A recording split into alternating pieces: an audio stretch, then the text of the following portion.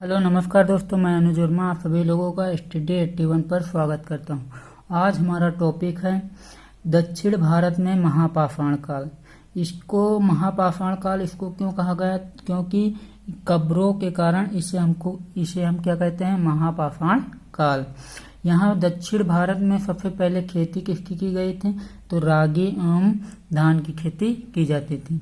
अब देखो दक्षिण भारत में महापाषाण काल, देखो सगन कल्लू एक क्षेत्र है। सगन कल्लू से जो कर्नाटक में मिलता है, कहाँ पर? मास्की, ब्रह्मगिरी, सगन कल्लू और पिकली हल, ये स्थान के नाम हैं। देखो सगन कल्लू से राख के ढेर सबसे पहले मिले। फिर पशुपालन का साक्ष्य भी कहाँ से मिला? सगन कल्लू से, दक्षिण भारत में। फिर देखो आंध्र प्रदेश तथा तमिलनाडु से भी नवपाषाण कालीन स्थल ज्ञात हुए हैं। जो आंध्र प्रदेश है, तमिलनाडु है, तो वहां से भी क्या ज्ञात हुआ? नवपाषाण कालीन स्थल ज्ञात हुए हैं। फिर देखो उसके आगे आता है हमारा लौह युग, आयरन एज। आयरन एज उसके बाद आता है आयरन एज। आयरन एज को आयरन एज जिसमें लोहे का प्रयोग किया गया, इसीलिए लौह युग इसको कहा गया है। आयरन एज जिसमें लोहे का प्रयोग किया गया है। देखो अतरंजी खेड़ा जो कहाँ पर है? एटा जिला, उत्तर प्रदेश में, जहाँ लोहे का सबसे पहला साक्ष्य मिला। कहाँ से? अतरंजी खेड़ा से। फिर दूसरा है हस्तिनापुर जो गंगा नदी के किनारे है, यहाँ से भी साक्ष्य मिले हैं लोहे के। फिर देखो चित्रित धूसर मृत भांड की शुरुआत भी इसी युग से हुई, लौह युग से। जो चित्रित धूसर मृत भांड की शुरुआत कहाँ से हुई? लौह युग से हुई। फिर देखो कुछ मृत भांड हैं और कुछ उनके काल दिए गए हैं कि ये इस काल के हैं। जैसे देखो काले एवं लाल मृत भांड, काले एवं लाल मृत भांड ये किस काल के हैं? ताम्रपाषाण काल के हैं। यह हड़प्पा काल से लेकर बाद तक के युग में ये मिलते हैं, काले एवं लाल मृत भांड। फिर आता है गैरिक मृत भांड, पूर्व वैदिक काल के प्रारंभ में मिलता है। गैरिक मृत भांड कब मिलता है? पूर्व वैदिक काल के प्रारंभ में। फिर आता है चित्रित धूसर मृत भांड। चित्रित धूसर मृत भांड ये कब मिलता? उत्तर वैदिक काल में ये मिलता है। कौन? चित्रित धूसर मृत भांड। फिर आता है उत्तरी काली पालिश मृत भांड, ये कहाँ पर मिलता है? वैदिक काल से लेकर मौर्य काल के बीच में ये मिलता है। कौन? उत्तरी काली पालिश मृत भांड। फिर उसके बाद आता है हमारा ताम्रपाषाण काल। ताम्रपाषाण चाल्कोलिथिक पीरियड इसको कहते हैं, ताम्रपाषाण काल को। ताम्र का मतलब होता है तांबा, ताम्र, पाषाण का मतलब पत्थर, जिसमें तांबे का प्रयोग पत्थर के रूप में किया जाता था। जैसे मानव द्वारा प्रयोग की गई सर्वप्रथम धातु कौन सी थी? तांबा थी। जो मानव द्वारा सबसे पहले कौन सी धातु प्रयोग की गई थी? तांबा। तो आपके एग्जाम में पूछा जाता है कि मानव द्वारा सबसे पहले कौन सी धातु प्रयोग की गई थी? तो वो तांबा। 4 ऑप्शन दे देगा, लोहा, सोना, कॉपर, तांबा। तो आपका कौन होगा? तांबा होगा। फिर देखो ताम्रपाषाण काल में 4 प्रकार की संस्कृतियां चलती थीं। अब उनका कुछ टाइम पीरियड दिया गया है, जैसे मालवा संस्कृति, गणेश्वर संस्कृति, आहार संस्कृति और जोखे संस्कृति। देखो मालवा संस्कृति क्या है? मालवा संस्कृति का टाइम पीरियड 5000 ईसा पूर्व, 5000 BC, बिफोर क्राइस्ट। फिर गणेश्वर संस्कृति 2800 से 2200 ईसा पूर्व। आहार संस्कृति 2100 से 1400 ईसा पूर्व के बीच में इसको मानी जाती है आहार संस्कृति, और 2800 से 2200 ईसा पूर्व के बीच में गणेश्वर संस्कृति मानी जाती है, और 5000 ईसा पूर्व में मालवा संस्कृति मानी जाती थी। अब देखो मालवा संस्कृति से क्या मिला है? ताम्र पाषाण काल का पहला साक्ष्य मिला है। कहाँ से? मालवा संस्कृति से। जहाँ उसमें क्या मिला है? आहड़ और गिलुकुंड मिले हैं, आहड़ और गिलुकुंड। फिर हमारा दूसरा आता है गणेश्वर संस्कृति। गणेश्वर संस्कृति कहाँ है? राजस्थान। राजस्थान से क्या मिला है, बनास संस्कृति से नदी हमको ज्ञात हुई है। फिर तीसरा आता है हमारा वो आहार संस्कृति। आहार संस्कृति ये भी हमारी राजस्थान में पड़ती है। यहाँ से क्या मिला, तांबे का भंडार मिला है। क्या मिला है, तांबे का भंडार मिला है, जिसको ताम्रवती 1 गिलुकुंड 2 कहा भी जाता है। 2 गिलुकुंड मिले हैं, 1 ताम्रवती मिला है। फिर देखो कुछ नोट दिया गया। ताम्र पाषाण काल से संबंधित सर्वाधिक व्यापक रूप से शोध कार्य कहाँ मिले हैं, पश्चिमी महाराष्ट्र में ज्ञात हुए। जो ताम्र पाषाण काल है, इससे सबसे अधिक सर्वाधिक शोध व्यापक रूप से शोध कहाँ पर मिले हैं, पश्चिमी महाराष्ट्र में। फिर देखो आहार संस्कृति कब मानी जाती, हड़प्पा के समकालीन। जो आहार संस्कृति है ये हड़प्पा के समकालीन मानी जाती है। फिर आता है गुप्त कराल। गुप्त कराल कहाँ, स्वात घाटी जिसको कहा जाता है। गुप्त कराल कहाँ पर पड़ता है, स्वात घाटी के पास पड़ता है। फिर आते हैं कुछ स्थल हैं, दैमाबाद, जोरते, जेवासा, नासिक, चंदौली, सोनारगांव, इनाम गांव आदि इस तरह के आते हैं। देखो जोरबे को क्या कहा जाता है, जोरबे एक संस्कृति है। जो जोरबे है ये एक संस्कृति है। फिर देखो दायमाबाद से क्या मिला है, रथ मिला है तांबे का। जो रथ मिला हो किसका मिला है, तांबे का रथ मिला। बस्ती, माकान की किलेबंदी, दुर्गीकरण ये सब भी वहां से मिले हैं। कहाँ से, दायमाबाद से। इनाम गांव से मातृ देवी की प्रतिमा तथा 5 कमरों वाला मकान भी कहाँ से मिला है, इनाम गांव से। फिर कायथ और एरण नौदा टोली, ये जो मध्य प्रदेश में है, कायथ संस्कृति के माध्यम से इसे मिला है मध्य प्रदेश से।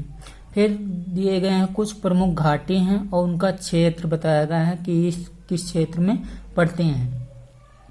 जैसे पहला है सोहन घाटी। सोहन घाटी कहाँ पड़ता है, पाकिस्तान। बेलन घाटी उत्तर प्रदेश। बनास घाटी राजस्थान। नर्मदा घाटी मध्य प्रदेश। कोरतलयार घाटी तमिलनाडु में पड़ता है। फिर अब देखो शुरुआत होती है हड़प्पा सभ्यता। हड़प्पा सभ्यता इसका टाइम पीरियड माना जाता है 2350 से लेकर 1750 ईसा पूर्व के बीच में इसका टाइम पीरियड माना जाता है। पहली व्यवस्थित सभ्यता कौन थी, वो हमारी हड़प्पा सभ्यता थी। फिर इसे यह कहाँ मिलती है, तो भारतीय उपमहाद्वीप में यह मिलता है। कौन, पहले हड़प्पा सभ्यता।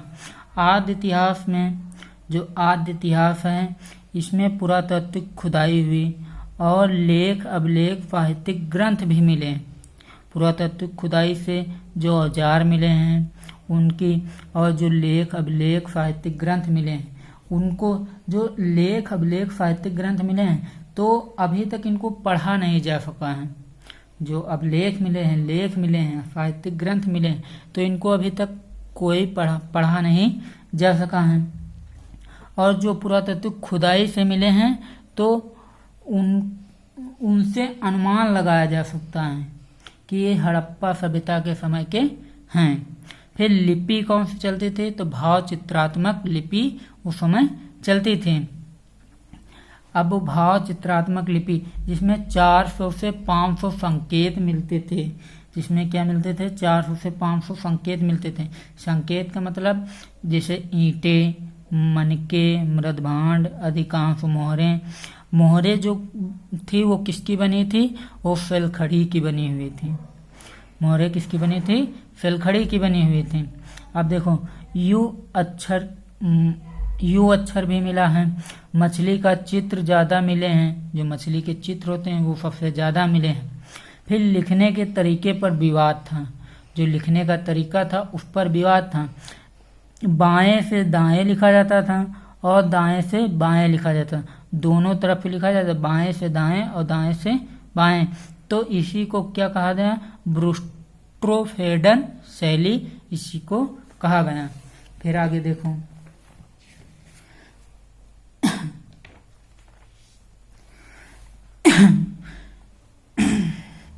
फिर आता है नदी घाटी सभ्यता जो 4 प्रकार की होती है। जो 4 भागों में बटे हैं। जो नदी घाटी सभ्यता है ये 4 भागों में बटे, जैसे हवांगो नदी घाटी सभ्यता। हवांगो नदी घाटी ये कहाँ पर चलते थे? चीन की सभ्यता, इसको माना जाता था चीन की सभ्यता। सिंधु घाटी सभ्यता को हड़प्पा सभ्यता कहते थे। दजला फरात घाटी की सभ्यता को मेसोपोटामिया सुमेरिया की सभ्यता कहा जाता था। नील नदी घाटी की सभ्यता तो मिस्र की सभ्यता को कहा जाता था। फिर देखो हड़प्पा इन सभी में से सबसे बड़ी व विकसित थी। जो हड़प्पा सभ्यता थी तो इन चारों में से सबसे बड़ी थी और सबसे विकसित सभ्यता थी। भारत में प्रागैतिहासिक स्थलों को खोजने का कार्य किसके पास था? तो भारतीय पुरातत्व सर्वेक्षण विभाग के पास था। तो सर्वप्रथम किसने? अलेक्जेंडर कनिंघम ने खोजा था। और इसके प्रथम महानिदेशक कौन बने थे? तो जॉन मार्शल बने थे। प्रथम महानिदेशक कौन बने थे? जॉन मार्शल बने थे। अब देखो दयाराम साहनी ने 1921 में किसकी खोज की थी? हड़प्पा की खोज की थी। किसने? दयाराम साहनी ने। किस सन में? 1921 में। फिर देखो आपसे एग्जाम में पूछा जाता है कि हड़प्पा की खोज किसने की थी? तो किसने की थी? दयाराम साहनी ने। 4 ऑप्शन दे देगा तो उसमें से अगर दयाराम साहनी ऑप्शन में है तो उसको टिक कर दीजिए। फिर राखलदास बनर्जी ने 1922 में क्या खोजा था? मोहनजोदाड़ो। राखलदास बनर्जी ने 1922 में मोहनजोदाड़ो खोजा। फिर आता है हड़प्पा सभ्यता का नामकरण। नामकरण देखो, नामकरण इसको किस किस नामों से जाना जाता है? तो इसको हड़प्पा सभ्यता कहा जाता है। पहली बार हड़प्पा सभ्यता कहा गया। फिर सिंधु सभ्यता भी कहा जाता है।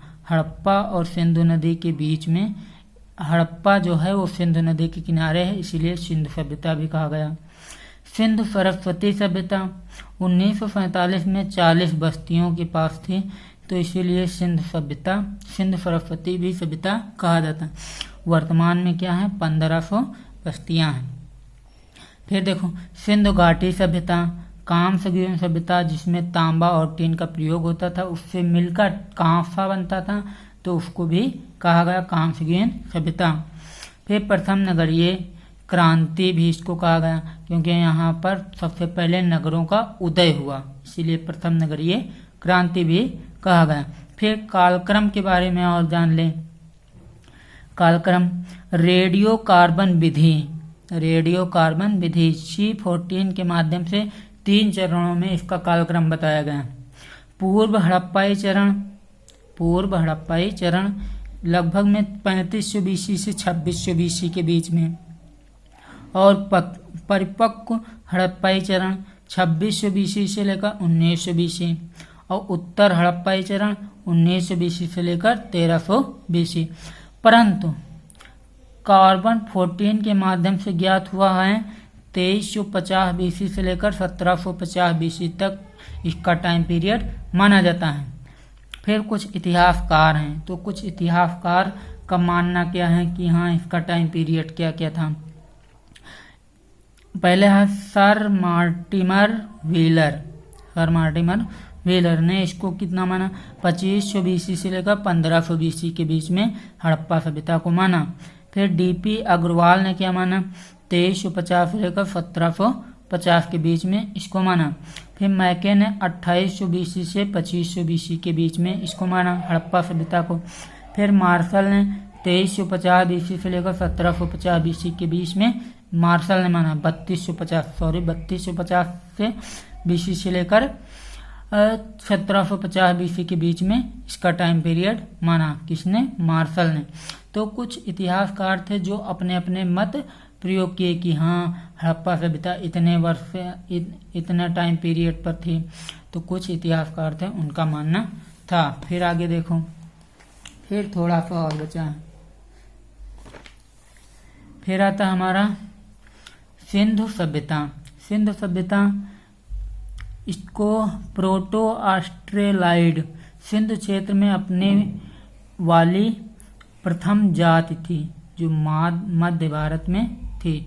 इसी को प्रोटो ऑस्ट्रेलाइट भी कहा जाता है। जो प्रथम जाति सिंधु क्षेत्र में अपनी पहली जाति कौन सी थी, वो प्रोटो ऑस्ट्रेलाइट थी। फिर भूमध्य सागरीय मेडिटेरियन दक्षिण भारत निर्माता जो थे, मंगोलाइड उप हिमालयी क्षेत्र, अल्पाइन मध्य गंगा व निम्न गंगा प्रजातियों के अवशेष प्राप्त भी हुए हैं। जो प्रजाति के अवशेष होते हैं वो भी प्राप्त हुए हैं। हड़प्पा का उद्भव देखो, हड़प्पा का उद्भव विदेशी मत और देशी मत, दो प्रकार के मत हैं। देशी मत पहले देखो, स्थानीय क्षेत्रों से पता चला कि ये हड़प्पा है, देशी मत। लेकिन जो विदेशी मत है तो उसने कहा मेसोपोटामिया से मार्टिमर, व्हीलर, गार्डिन, चाइल्ड, मैके। अब देखो इनके आधार पर क्या बताया गया है। एक तरफ आधार बनाया गया है, एक तरफ मेसोपोटामिया बताया गया है और एक तरफ हड़प्पा बताया। जो हड़प्पा सभ्यता है उसको विदेशी कुछ वैज्ञानिक है उसको वो मानते हैं कि ये मेसोपोटामिया सभ्यता है। लेकिन जो स्थानीय क्षेत्र हैं तो वहाँ उसने क्या कहा कि हड़प्पा सभ्यता है।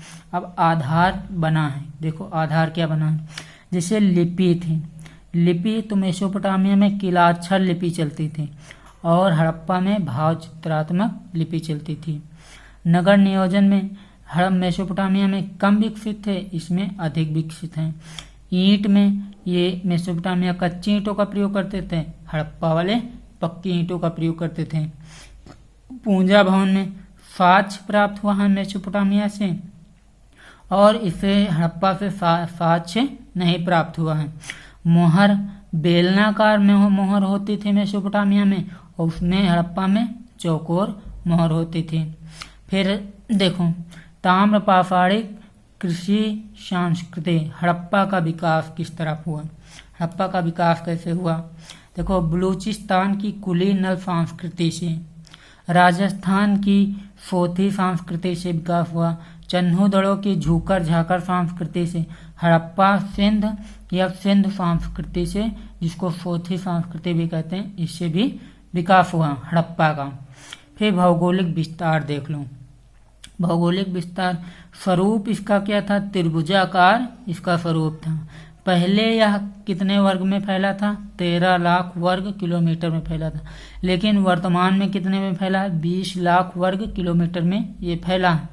यहाँ लगभग 1500 जातियां निवास करती थी।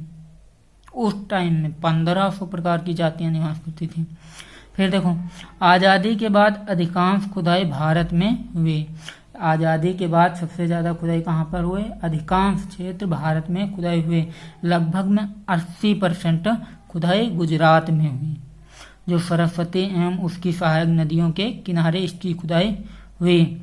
तो इसका क्षेत्र देखो बताया गया, उत्तर में मांडा चिनाब तक था, हड़प्पा का क्षेत्र उत्तर में मांडा चिनाब तक था और दक्षिण में दैमाबाद गोदावरी तक था, दैमाबाद गोदावरी तक था। पूरब में आलमगीरपुर तक था जो हिंडन नदी के पास है, आलमगीरपुर तक था। और दक्षिण में कहाँ तक था, फुत कोगेडोर तक था दक्षिण में। फिर आगे देखो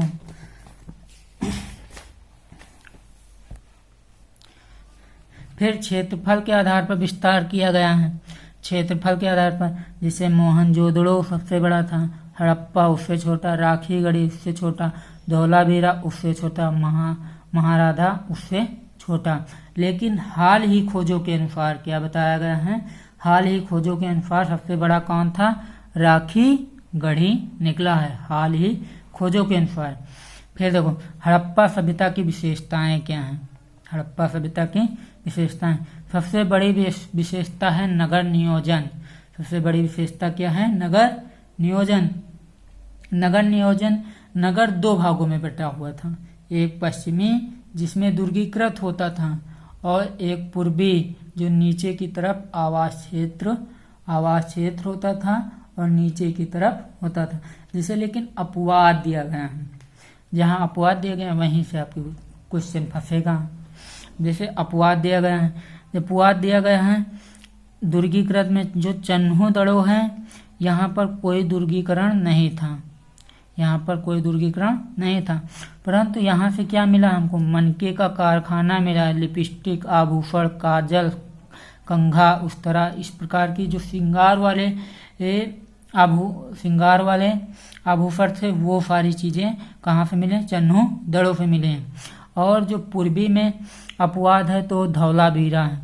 ये जो नीचे की तरफ इसमें था तो इसमें निम्न, मध्य, उत्तर तीनों तरफ था, निम्न था, मध्य था, उत्तर था, इसमें तीनों तरफ था। फिर देखो कालीबंगा, ये दुर्गीकृत था। यहाँ से क्या मिला, काले रंग की चूड़ियाँ मिली हैं और खेती का प्रमाण मिला, अग्निकुंड वेदिकाएं मिली हैं, जुते हुए खेत का प्रमाण मिला, समाधान भी कहाँ से मिला, कालीबंगा से मिला। फिर आता है लोथल, लोथल से दोनों एक साथ दुर्गीकृत किए गए हैं, जो लोथल है तो दोनों एक साथ दुर्गीकृत किए गए हैं।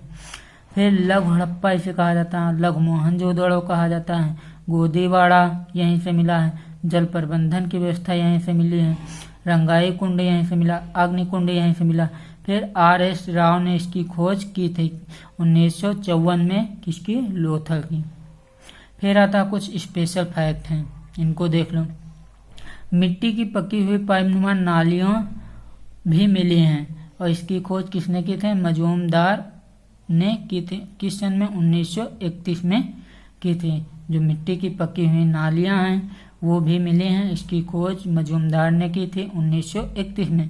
और सड़कें जो थी वो समकोण पर काटती थी, जिसे समकोण पर वो काटती थी सड़कें। फिर आता है, बस यहीं पर हमारा टॉपिक ही समाप्त होता है। अगर आप लोगों को मेरा वीडियो अच्छा लगा हो तो प्लीज़ इसको लाइक करें, शेयर करें, सब्सक्राइब कर लें और कमेंट कर लें। Thank you so much.